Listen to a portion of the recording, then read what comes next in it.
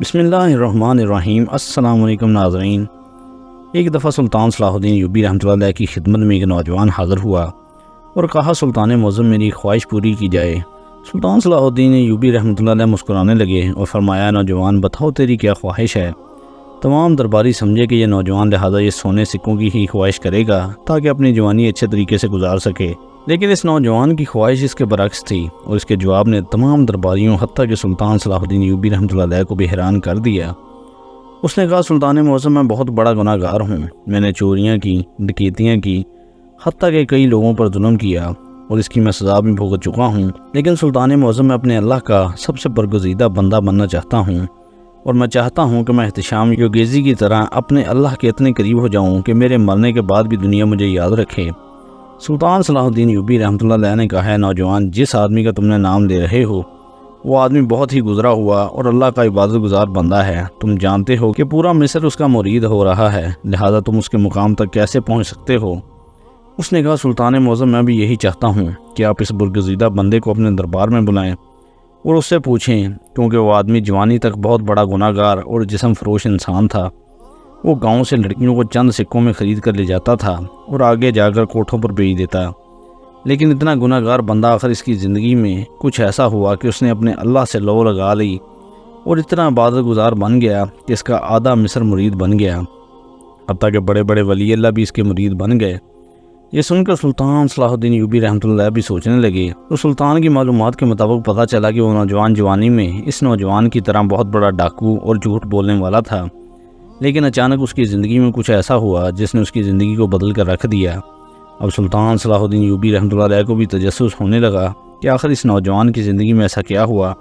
کہ وہ ولی اللہ بن گیا، آخر اس کی کون سی نیکی اللہ کو پسند آ گئی، آخر اس نے کس گناہ سے ڈر کر توبہ کی اور آج اتنا بڑا مقام پا لیا۔ اس نوجوان اس ولی اللہ کے بارے میں مشہور تھا کہ اگر وہ مصر کے شہر منصورہ میں رہتا تھا، اگر ایک دن بھی منصورہ کے لوگ اس ولی اللہ کو نہ دیکھ پاتے تو پورے منصورہ شہر کے اندر بے چینی پھیل جاتی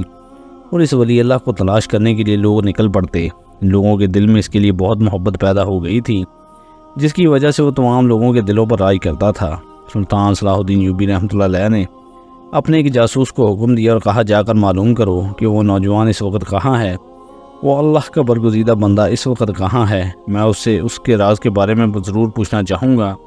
کہ جوانی میں اتنا بڑا گناہ گار، جھوٹ بولنے والا اور دھوکے باز انسان ولی اللہ کیسے بن گیا۔ سلطان صلاح الدین ایوبی رحمۃ اللہ علیہ کا ماہر جاسوس گھوڑے پر سوار ہوا اور دوپہر کے وقت سلطان کے دربار میں حاضر ہوا اور فرمایا سلطان معظم وہ نوجوان اس وقت منصورہ کی پہاڑیوں کی چوٹی پر جھاڑیوں میں بیٹھ کر اللہ کی عبادت میں مشغول ہے۔ تو اتنے میں اس وزیر نے کہا سلطان معظم آپ سپاہی کو حکم دیں کہ وہ جا کر اس ولی اللہ کو حکم دے کہ وہ سلطان کی عدالت میں حاضر ہو جائے۔ اتنے میں سلطان صلاح الدین ایوبی رحمۃ اللہ علیہ نے کہا کہ جس شخص نے اللہ کے ساتھ لو لگا لی، اتنی عزت کما لی ہو، اس کو اپنے دربار میں بلانا مناسب بات نہیں، لہٰذا میں خود چل کر اس کے پاس جاؤں گا۔ اتنے میں اس نوجوان نے کہا سلطان معظم میری بھی یہی خواہش ہے کہ میں آپ کے ساتھ چلوں اور تمام حقیقت کے بارے میں مجھے پتہ چل سکے۔ سلطان صلاح الدین ایوبی نے ایک سپاہیوں کا دستہ تیار کروایا اور اپنے چند وزیروں اور چند کمانداروں اور اس نوجوان کو لے کر اس ولی اللہ کی طرف سفر شروع کر دیا۔ شام کے وقت سلطان صلاح الدین ایوبی جب اس پہاڑ کی چوٹی پر پہنچے تو جاسوس کی خبر کے مطابق وہ نوجوان اللہ کی عبادت میں مشغول تھا، حتیٰ کہ اللہ کی عبادت میں اتنا مشغول تھا کہ سلطان صلاح الدین ایوبی رحمۃ اللہ علیہ تھوڑی دیر کے لیے اس کو دیکھتے رہے، لیکن وہ اللہ سے ملاقات میں اتنا مشغول تھا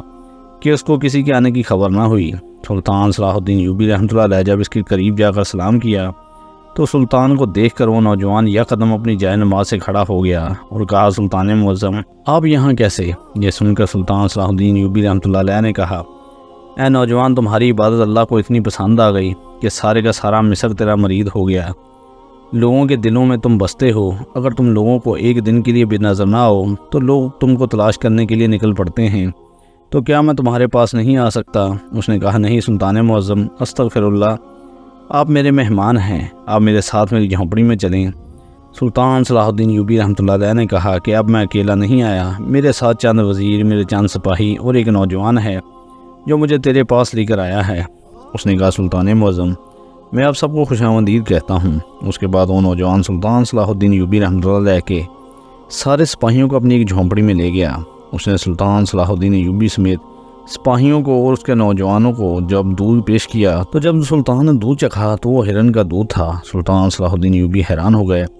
کہ ایک نوجوان جو کہ ہر وقت اللہ کی عبادت میں مشغول ہوتا ہے اس کے پاس ہرن کا دودھ کیسے آیا؟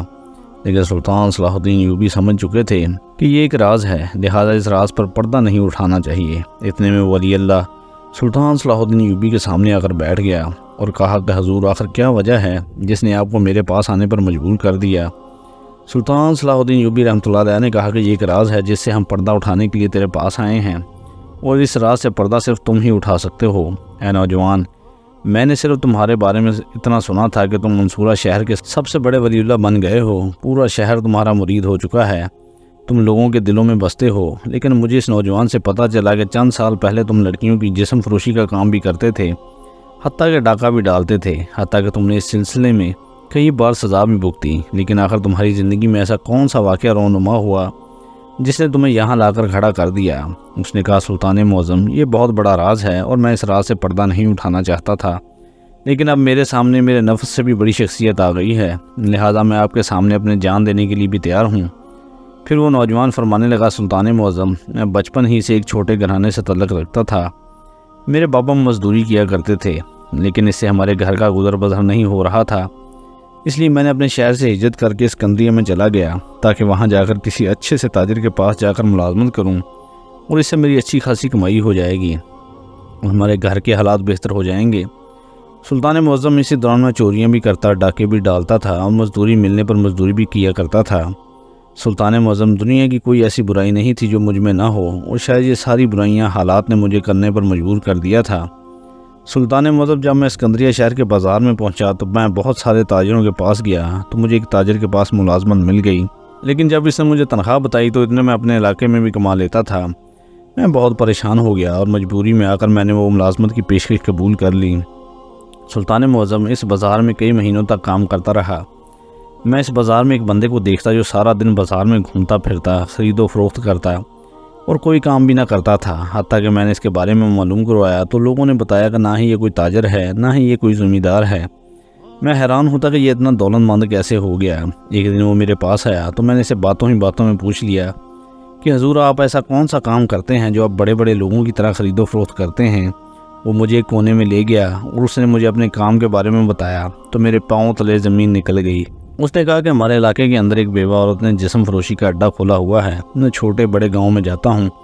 اور وہاں پر جا کر مجبور اور لاچار ماں باپ جن کے بیٹے نہیں ہوتے ان سے کہتا ہوں کہ تم اپنی بیٹیوں کو میرے ساتھ شہر میں بھیج دو۔ اس شہر میں ایک بڑا تاجر ہے جو میرے جاننے والا ہے، یہ اس کے پاس ملازمت کریں گی اور تمہارے حالات بہتر ہو جائیں گی، اور میں ان کو ان کی پہلی تنخواہ پہلے دے دیتا ہوں۔ وہ غریب ماں باپ دیکھ کر خوش ہو جاتے ہیں اور کچھ لوگ مجبوری میں آ کر اپنی نوجوان اور حسین و جمیل بیٹیاں میرے ساتھ بھیج دیتے ہیں۔ میں ان کو لے کر سیدھا کسی تاجر کے پاس نہیں جاتا بلکہ اس جسم فروشی کے اڈے پر لے جاتا ہوں اور جا کر اس بیوہ عورت کو بیچ دیتا ہوں۔ وہ ایک عورت بدلے میں مجھے 500 سونے کے سکے ملتے ہیں، اور 500 سونے کے سکے تم ایک سال میں بھی نہیں کما سکتے۔ جب اس نے یہ بات مجھے بتائی تو میں بڑا حیران ہو گیا اور کہا کہ کیا میں بھی تمہارے ساتھ کام کر سکتا ہوں؟ سلطان معظم، حالات نے مجھے بہت تنگ کر دیا تھا اور میں پہلے بھی برے کاموں میں الجھ چکا تھا۔ اس نے کہا کہ ہاں لے آؤ، میں تم سے 50 سکے لوں گا اور 450 سکے تمہاری لڑکی فروخت کروا دوں گا، تم اپنے گاؤں جاؤ اور لڑکی لے آؤ، فروخت کرنا میرا کام ہے۔ میں بڑا خوش ہوا کیونکہ میرے اندر امیر ہونے کا بہت شوق تھا۔ میں اپنے گاؤں پہنچ گیا تو میں نے اپنی بیوی کو کہا کہ تم پورے گاؤں میں جاؤ اور معلوم کرو کہ آخر ہمارے گاؤں میں سب سے زیادہ مستحق اور غریب آدمی کون ہے، میں اس کی مدد کرنا چاہتا ہوں۔ میری بیوی حیران ہو گئی کہ جو خود چوری اور ڈاکے مار کے گھر کا خرچ اٹھاتا ہے یہ اس کی کیا مدد کرے گا، لیکن وہ دیہاتی عورت تھی، میری باتوں میں آ گئی اور مجھے آ کر بتایا کہ ایک جھونپڑی میں ایک بزرگ اور اس کی بیٹی رہتی ہے۔ وہ بزرگ اب کمانے کے قابل نہیں اور اس کی بیٹی کے پاس بھی کرنے کے لیے کچھ کام نہیں۔ میں سمجھ گیا کہ شکار اچھا ہے، میں نے اس بزرگ کے پاس گیا اور اس بات پر قائل کر لیا۔ میں نے چند سکے اس کو دیے اور اس کی بیٹی کو لے کر اسکندریہ شہر پہنچ گیا اور جا کر اسی آدمی کو لڑکی حوالے کر دی۔ اس نے مجھے 450 سکے دیے اور جب لڑکی کو پتہ چلا کہ میں نے اس کے ساتھ دھوکہ کیا وہ چیخنے لگی، چلانے لگی، لیکن اتنی زیادہ رقم دیکھ کر میرا ایمان ختم ہو چکا تھا۔ میں دوبارہ اپنے گاؤں آ گیا اور دل میں سوچ رہا تھا کہ اب کوئی ایسا دوسرا شکار تلاش کیا جائے تاکہ میں جلدی سے جلدی امیر ہو سکوں۔ سلطان معظم، چند دنوں بعد اس تاجر نے جس نے میرے ہاتھ سے وہ لڑکی آگے فروخت کی تھی وہ تلاش کرتا کرتا میرے پیچھے آ گیا۔ میں بڑا حیران تھا کہ آخر کیا ہو گیا، یہ میرے گھر تک کیوں آ گیا۔ اس نے مجھے بتایا کہ جو لڑکی تم نے مجھے آ کر دی میں نے آگے فروخت کی۔ اس لڑکی نے ایسا کارنامہ سر انجام دیا ہے کہ اس بیوہ عورت نے جتنا سونا ایک سال میں کماتی تھی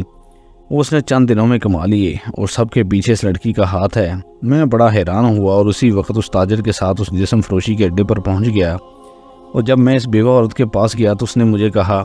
کہ میں سالوں سے یہ کام کرتی آ رہی ہوں، چاہے جتنی بھی کوئی خوبصورت لڑکی کے کمرے میں امیر زادے کو بھیجوں تو اس کے بدلے وہ مجھے 50 یا زیادہ سے زیادہ 100 سکے دیتا ہے، لیکن جب سے میں اس لڑکی کے کمرے میں کسی امیر زادے کو بھیجتی ہوں اور جب وہ واپس آتا ہے تو اس کے بدلے میں مجھے 500 سونے کے سکے اور 1000 سکے دے کر چلا جاتا ہے۔ پتہ نہیں یہ لڑکی آخر ایک لڑکی میں ایسی کیا چیز ہے کہ جو بھی اندر جاتا ہے اپنا سب کچھ لٹا کر چلا جاتا ہے۔ میں حیران ہو گیا کہ اگر ایسی کیا بات ہے۔ پھر میں نے سوچا کہ اگر میں نے یہ سب کچھ سیدھا سیدھا پوچھ لیا تو مجھے کبھی نہیں بتائے گی،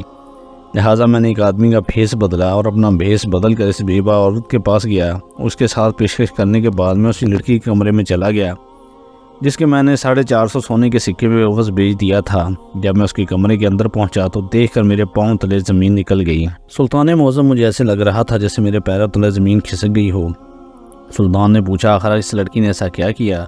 جو بیوہ عورت دن رات کمانے لگی؟ تو اس نے کہا سلطان معظم، جب میں اندر گیا تو دیکھا کہ وہ لڑکی جائے نماز پر نماز پڑھ رہی ہے۔ میں یہ سارا منظر دیکھتا رہ گیا کہ جو لڑکی جسم فروشی کے اڈے پر کام کر رہی ہے اور اس کا عبادت کرنا مجھے حیرانی میں ڈال رہا تھا۔ میں یہ سارا منظر دیکھ رہا تھا کہ اچانک آسمان سے نور نکل کر اس کے چہرے میں داخل ہو رہا تھا،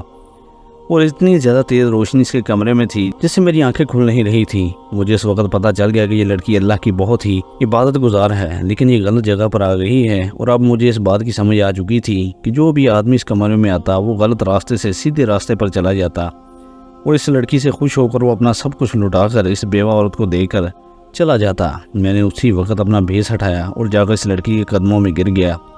اور گڑ گڑا کر معافی مانگنے لگا۔ میں نے اسے کہا کہ میں دولت کے نشے میں آ کر اندھا ہو گیا تھا، تم مجھے معاف کر دو۔ میں نہیں جانتا کہ تیرے اللہ کے درمیان اتنا مضبوط رشتہ ہے، میں نے تو تمہیں بہت غلط سمجھا۔ اس لڑکی نے کہا کہ تم نے بہت بڑا گناہ کیا ہے، اس کی تلافی نہیں ہو سکتی، اس کا حساب تو میرا رب بروز محشر لے گا۔ میں نے اسے کہا کہ تیرا رب بڑا غفور الرحیم ہے، وہ معاف کرنے والا ہے، تو بھی اس کی بہت پیاری بندی ہے، تو مجھے معاف نہیں کر سکتی۔ سلطان معظم، میں نے جب یہ بات کہی تو میری بات بھی اس کے دل کو جا کے لگی۔ اس نے کہا کہ اگر تم مجھے اس بیوہ عورت سے آزاد کرا لو تو میں تمہیں معاف کر دوں گی۔ سلطان معظم، میں جانتا تھا کہ اگر وہ لڑکی خود چاہتی تو ضرور اس لڑکی بیوہ عورت سے آزاد ہو سکتی تھی، لیکن اس نے مجھ سے یہ شرط رکھ لی۔ میں اس بیوہ عورت کے پاس گیا اور کہا کہ تم اس لڑکی کو آزاد کر دو، میں اب اس لڑکی کو تمہارے پاس نہیں رہنے دوں گا۔ اس نے کہا کہ یہ تو ایک خزانہ ہے اور میں خزانہ تمہارے ہاتھ میں کیسے دے سکتی ہوں؟ اگر اس کے بدلے میں تم مجھے 100 اونٹوں پر لدا ہوا سونا بھی دے دو تب بھی میں تمہیں یہ نہیں دوں گی۔ سلطان معظم، میں نے اس کی بہت محنت سماجت کی لیکن وہ بیوہ عورت نہیں مانی۔ سلطان معظم، میں نے اسی وقت اپنی جیب سے خنجر نکالا اور اس بیوہ عورت کو وہیں قتل کر دیا۔ سلطان معظم، میری زندگی کا وہ پہلا قتل تھا جو میں نے اسلام کی خاطر اپنے دین کی خاطر کیا تھا، اور مجھے اس وقت اتنی راحت ملی کہ زندگی میں نے وہ راحت حاصل نہیں کر سکا۔ سلطان معظم، اس کے بعد میں اس لڑکی کے پاس دوبارہ گیا اور کہا کہ میں نے تمہاری شرط پوری کر دی، کیا تم نے مجھے معاف کر دیا؟ سلطان معظم، اس نے میرے سر پر ہاتھ رکھا اور کہا کہ اب تم چلے جاؤ اور جا کے اس کی عبادت کرو جس نے تمہیں سیدھا راستہ دکھایا۔ سلطان معظم، اس دن سے لے کر آج تک تقریباً 10 سال گزر چکے ہیں، میرا ایک لمحہ بھی ایسا نہیں گزرا کہ جب میں اس دنیا کے بارے میں سوچا ہوں۔ جب عبادت کرتے ہوئے مجھے نیند آ جاتی ہے اور جیسے ہی میری آنکھ کھلتی ہے دوبارہ میں اپنے اللہ کی عبادت میں مشغول ہو جاتا ہوں، اور 10 سال سے لگاتار ایک لمحہ بھی ایسا نہیں گزرا جب میں نے اپنے نفس کی سنی ہو۔ سلطان معظم، میری کامیابی اور میری عزت کے پیچھے اس لڑکی کا ہاتھ ہے جس کو میں نے اپنے ہاتھوں سے بیچا تھا۔ یہ سن کر سلطان صلاح الدین ایوبی رحمۃ اللہ بڑے حیران ہو گئے کہ آخر ایک لڑکی اتنی عبادت گزار کیسے ہو سکتی ہے، اور اللہ جب کسی انسان کو سیدھے راستے پر آنا جائے تو پھر کس طرح لاتا ہے۔